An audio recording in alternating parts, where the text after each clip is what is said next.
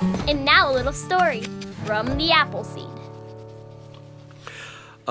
My mother grew up on a little farm that was about 15 miles out of town. My granddaddy was a farmer, sort of a subsistence, homesteading farmer. It was very rocky land there in the mountains of North Carolina. You couldn't grow very much. He did have some beef cattle, but what he did was he grew acres and acres and acres and acres of sorghum cane. And in the fall of the year, he made sorghum molasses. And always in the fall of the year, say October, usually through that month, on Saturdays, we would go out and spend the day at my grandparents' house helping my granddaddy make the sorghum molasses. There was a long cooker with a long pan on the top, and they would squeeze all the juice out of the sorghum cane, like squeezing juice out of sugar cane, but it was out of the sorghum cane, and then it would cook in that long pan. And my mother would help my grandmother cook for all the people that came to help. Everybody had a job. My job was, I was the label licker. The sorghum molasses my granddaddy sold in gallon buckets, like a paint bucket.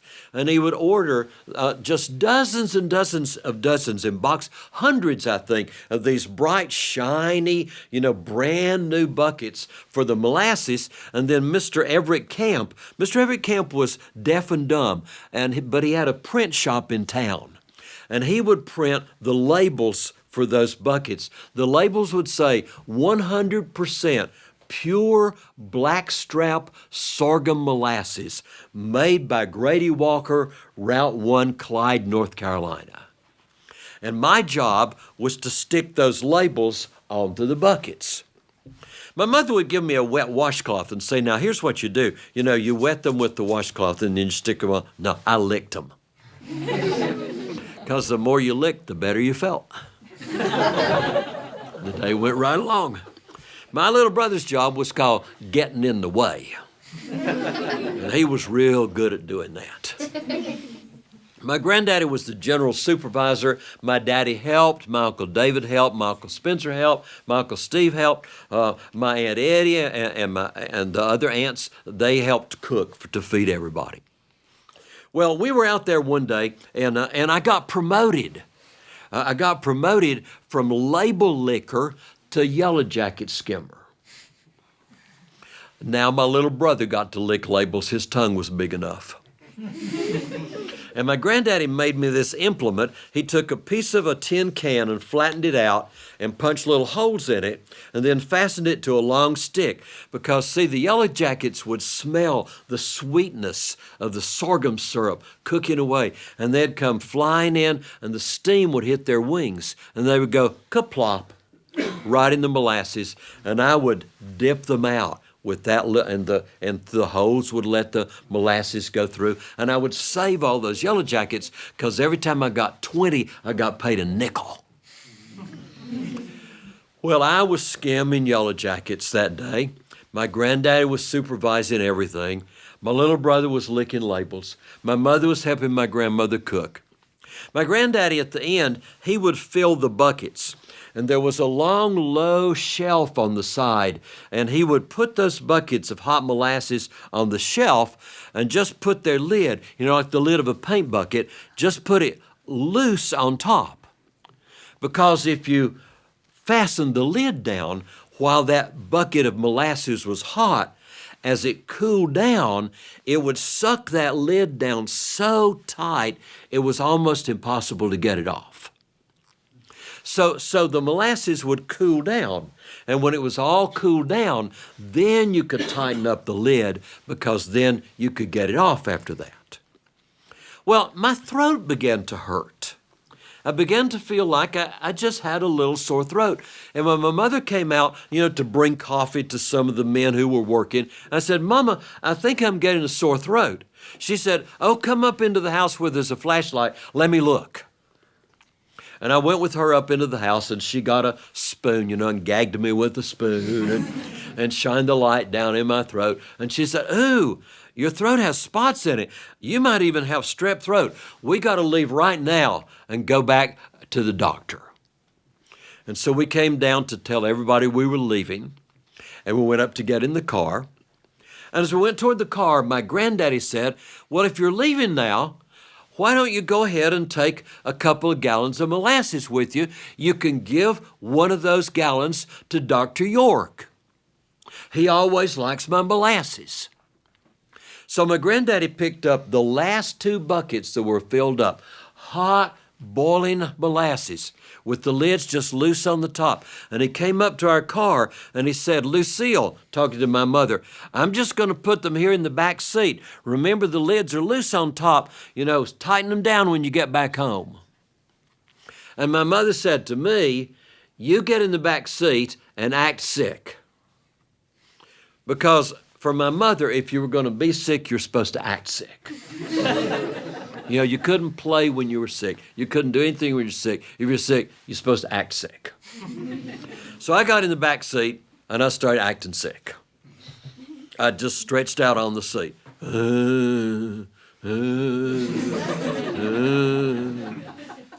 And we started driving along. Now, my mother was a new driver. When this happened, she had not had a license for even a year. And this was a rough, curvy, unpaved road all the way back to town. And in a little while, as we were riding along, I looked up and I saw a terrible thing in the front seat. My little brother riding in my seat called the front. I was stuck in his seat called the back, acting sick. And I thought, he's not supposed to be in my seat. He's supposed to be in the back. If he's going to sit in my seat, he's going to pay for it. I knew what he hated because I hated it if somebody did it to me. I got my toes as far as I could reach up under his seat. And up through that seat, I gave him a toe lift. And he reached around and tried to smack me over the back seat. My mother said, stop it, stop it, stop it. Act sick. And I laid down and I waited maybe 5 whole minutes before I did it again. I did better this time. I just really got him up in the air and he almost hit me. And my mother kind of popped both of us and said, stop it right now. I'm driving. Behave and act sick. And I knew what that meant. That meant, one more time. But I thought, I know this is going to be my last time, so I better make it good. So I got my toes way up under there, and when I was sure she was not looking, I gave him a huge big toe lift. He came off the seat, almost got over in the back seat with me. She actually turned around from the steering wheel and popped me and put him back in the seat, and when she turned around, the road had curved. And she jerked the steering wheel. And the car lurched to the left, and I fell over and kicked over 2 gallons of hot molasses. And the molasses went running up under the front seat, all around under her feet. She got out of the car and climbed a fence and walked over into a field that belonged to someone we didn't even know. And she broke a limb off a tree and got me out of the car. And as sick as I was, she just wore me out with it. And then we went home. My mother spent the rest of that day trying to get the molasses out of that car. It's a good thing that old Plymouth didn't have carpet. It just had rubber, rubber floorboards in it. And she scrubbed and worked and worked and worked and worked and worked and worked and worked. And as hard as she worked, from then on, every time the weather warmed up in the springtime, those floors got sticky all over again. Well, I did go to see the doctor, and it turned out that I had strep throat, and he gave me sulfa. And my mother put me to bed that night, and she came in, and she didn't say good night. She didn't say, I hope you feel better tomorrow. No. She looked at me and she said, I hope you live.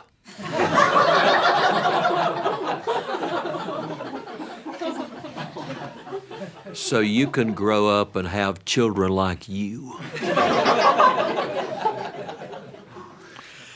Well, I grew up, and we ended up having 3 boys. They loved going to visit their grandparents' house. Where I grew up is right in the edge of the Great Smoky Mountains National Park. In 15 minutes, 3 different ways you can be, inside the park. And the Blue Ridge Parkway comes down and makes sort of a fish hook right around the town where I grew up. So it's a beautiful place. It's a beautiful place for them to go visit their grandparents. They were maybe like 9, 11, and 14 years old when we had a trip up there, and my grandmother wanted to go for a picnic, and so we decided to go for a picnic at one of her favorite places, the Chimneys Picnic Ground, just above Gatlinburg, Tennessee, on the other side of the ridge from where we lived. About a 45-minute drive. We got the ice chest in the car, with the hamburgers and hot dogs and everything else in there, so it wouldn't spoil in 45 minutes. We put our own grill in the car because my mother was not going to cook on one of those nasty grills over there that they had. Who knows who cooked on it before and how long it's been since it ever got cleaned up. We took the charcoal, we had all our drinks, we had everything, and we drove all the way across. And of course we took marshmallows to roast.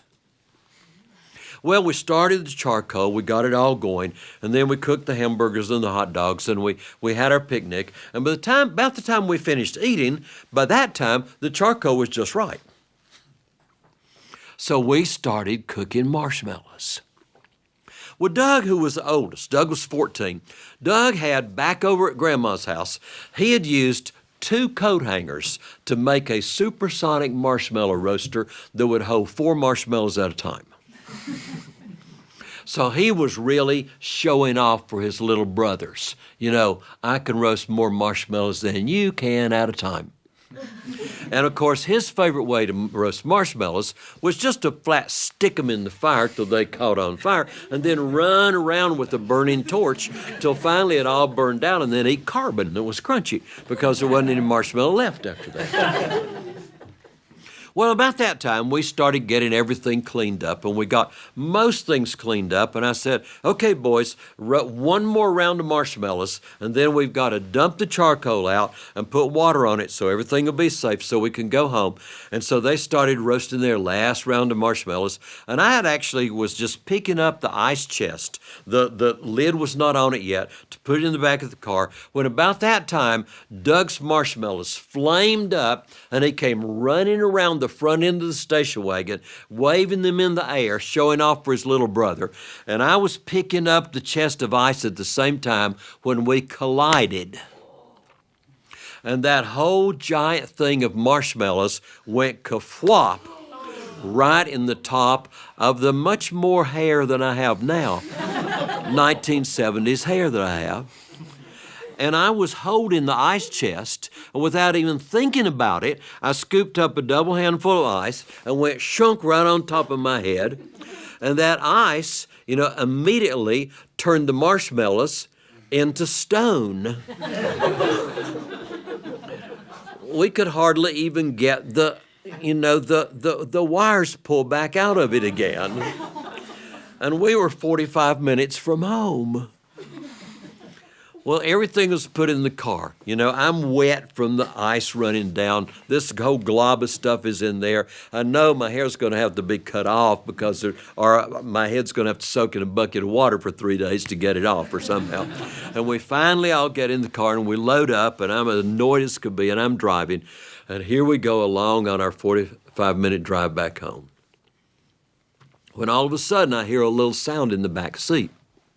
It's going, hee, hee, hee.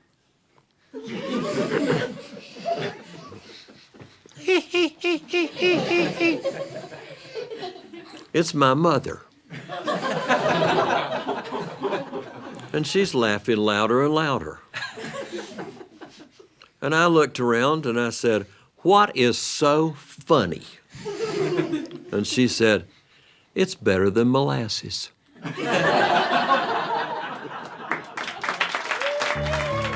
Thanks for joining us for a little story from the Appleseed.